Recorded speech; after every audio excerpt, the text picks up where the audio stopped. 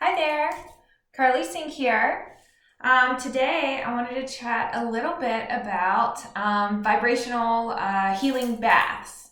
And so I know a lot of us have some extra time on our hands right now, especially if you're stuck at home and are looking for things that maybe normally get massage or energy work, reflexology, and you can't necessarily go out and get those self-care modalities right now.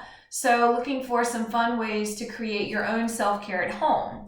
So something that over the last couple of months I've really gotten into is making vibrational healing baths. And so what is that? Well, everything in nature carries a particular vibration or frequency, whether it's gemstones, crystals, essential oils, sound, color, light. All of those things have subtle vibrations or energy that they give off that our body picks up and recognizes, and it can use that information pattern coming off of it to help bring balance and harmony to the body. And so today I want to talk a little bit about how I use gemstones, essential oils, and different tools in my baths. And so our body, we have the physical body in this dense 3D form, but we also have a biofield that expands outside our body. And so when you get in the bath water, you can put these different things in the bath water with you, almost like a soup. So think about it as you're creating your own little recipe for healing your body. And so some of the things I like to do, I like to have candles. Sometimes I'll play different music or particular healing frequencies, 528 hertz or 432 hertz. There's a lot of great videos on YouTube that you can, kind of set the tone, play that in the background. But then depending on what you're working on at the time, you can make, a grounding bath or a clearing bath. Maybe something, if you would like to generate a little bit of self-love or heart healing, you can use particular gemstones or essential oils depending on what you're looking to create. And so some of the resources, I wanted to show you some books today of, what I like to use when I'm looking to make different recipes to start out with, and then I'll dive a little bit deeper into some of the recipes that I use. But a great book, it's by a woman named Melody. It's Love is in the Earth. It's a kaleidoscope of crystals, and this is an incredible book that just goes over, it really lists almost, any gemstone you could think of and the different healing properties of that particular stone and the mineral content and, what the specific energies are for each one. Another one, this is an excellent one. It's called Crystal Prescriptions. And this is by Judy Hall, and it goes into deep detail on each page of different, issues that you might be having, from digestive problems, backaches, balance, just all different kinds of issues that you might be struggling with, and the gemstones that are correlated and how you can use them, even how to make different crystal essences or tinctures and things like that. So that's another great option. We also have, and this is kind of an old school version, it's actually just a bound book, but it's Stone Empowerment. And this is by Jane Hightower. And this is an excellent book that goes into the different crystals, different types. It lists their charge, their description, the deity that's related to it, the energy, the powers, and the different uses. And so this is, again, another option that I highly recommend if you're looking to get into working with crystals. Then this is an excellent book for that. Another book by Melody that's great. This is called The Laying On of Stones. And I was able to find this on the eBay. Some of these books are discontinued, or they're not, they're a little bit harder to find, but it actually gives you different crystal grids that you can do. For different issues that you might be having. And let's see. So I'll go ahead and get started. So about the different recipes that I personally like to use. So I typically start out, I always put some kind of salt in, whether it's Epsom salt, or I really like these ancient minerals, magnesium bath salts. I'll put in about a cup or so of that into the bath water. And then I also add a little bit of baking soda. It's very alkalizing. So you could put maybe half a cup or so of that into your bath water. And then we'll pick out a candle. You can light a little candle if you would like. Maybe pick a color if you are working on a particular chakra. The chakras work from the base up, working from red, orange, yellow, green, blue in the throat, indigo, and violet. And so if you're struggling with a particular area, maybe you have a candle that's lit to that specific color that you'd like to work on. And then when it comes to the gemstones, I'll show you kind of what I do. I have these little bags that you can tie together, so you can put your gemstones in this bag. And then I'll actually hook it. Say this is the faucet. I'll actually hook it over the faucet. So when the water comes down over the gemstones, it picks up the frequency or the energetics of the gemstone.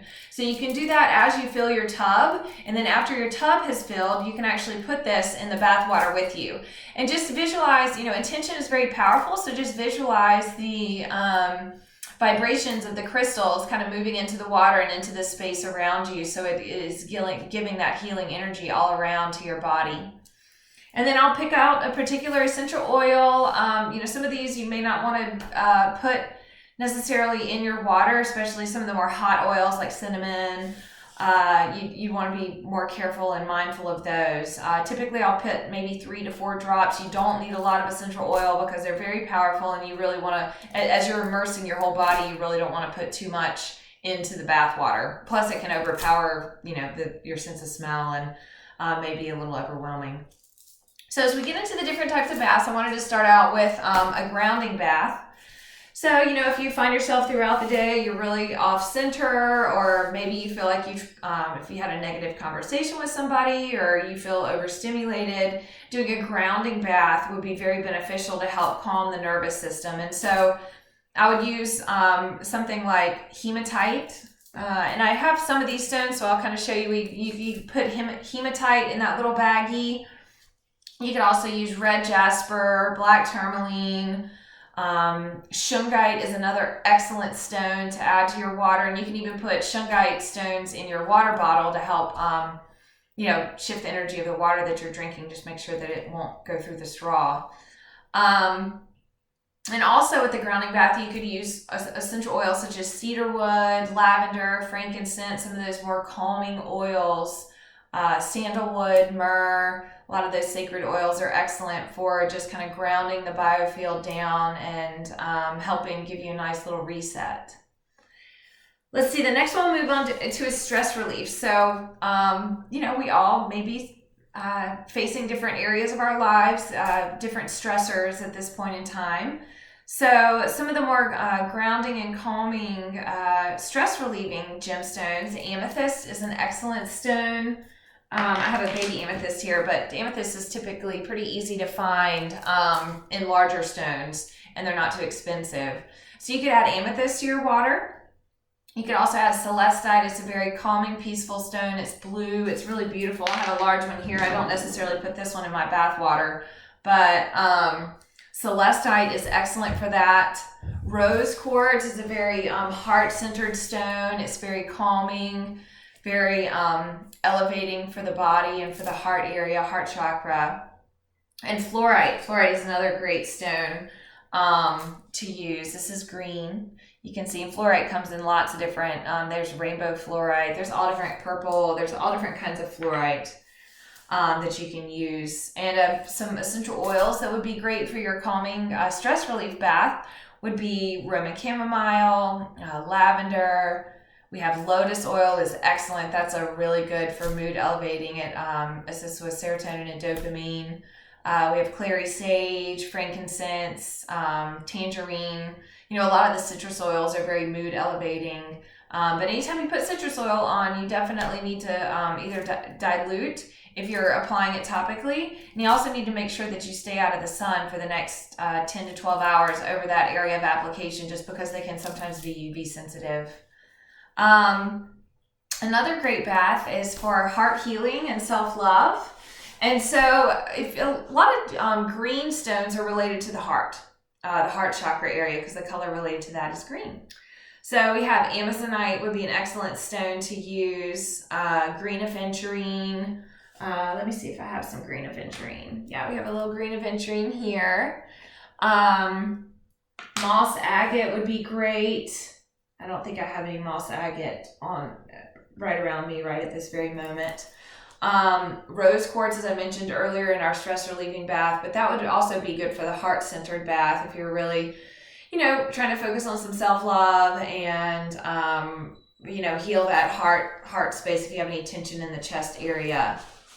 And so essential oils that are really good for that heart space would be something like rose. Rose is a very high vibration. It's around 320 megahertz. It measures on the frequency. And we also have lotus, frankincense, jasmine. A lot of the floral oils are related to the heart area. If you think about anytime people have trauma or they're trying to show love, we give flowers. And so that to me is so symbolic of the healing power of flowers and their essences. Let's see. And also, speaking of essences, you could also use, if you had like a rescue remedy at your house, that would be a great one that you can not only take internally, but you can use it you can put a few drops in your bath water and just let that kind of move throughout as you're filling up your tub. And then the next one we're moving to is a clearing bath. And so grounding helps kind of calm the nervous system down. Clearing is just going to wipe things out. If you need to clear out negativity, any excess thoughts, or if maybe you're doing kind of a cord cutting or something like that, if you're trying to release any attachments to a particular individual or particular situation, clearing baths can be very beneficial for that. And so salt is clearing. Salt is great to have, in any bath, really, I think, as long as it's a good quality. And a clearing, you would definitely add quartz. So we have lots of, quartz is typically pretty easy to find. There's a couple different colors of quartz, but I love this one. That's one of my favorites. And you can put quartz in your water, and really you could put quartz in any of these baths to help amplify the energetics of all the other stones. It's kind of a transmitter and it can amplify energy. So that would be a really good one to add. So with quartz, citrine would be a great one for clearing. Citrine's also really good for abundance. And fluorite is clearing. Tourmaline is extremely clearing. And there's lots of different colors of tourmaline. There's pink tourmaline, there's black, there's green. And, each one, there's some of those books that I showed at the beginning of the video get into a little bit more detail about the different types and what they can be used for. But tourmaline is an excellent stone to add if you're looking to do any kind of clearing. Let's see, for oils, tea tree oil is a great one. I think tea tree oil can be used for so many different things, kind of like lavender. It's a great antiseptic, but it's also very energetically clearing. It's good for the throat chakra, good for the heart. So that's a great one that you could add. You could add lavender, Palo Santo oil, sage. And again, it's just a few drops. You don't need, I would not put too much of any of those, just because it would really overpower the bath. A couple oils, if you would like to diffuse something like rosemary or peppermint, I wouldn't necessarily put those in the bath water personally, but you could put it, you could also put a diffuser right beside your candles so that you're getting that full, sensory experience with your bath. And then another one, I thought this was kind of fun. I kind of made a bath for motivation the other day. A lot of us are having a little bit extra time on our hands, and sometimes if we feel like things are stagnant and you need to get the energy moving, or you need to get some inspiration or some clarity on something, a bath for motivation would be really good. So you would look at the oils and the crystals that are balancing for the solar plexus and the sacral chakra, as well as the root.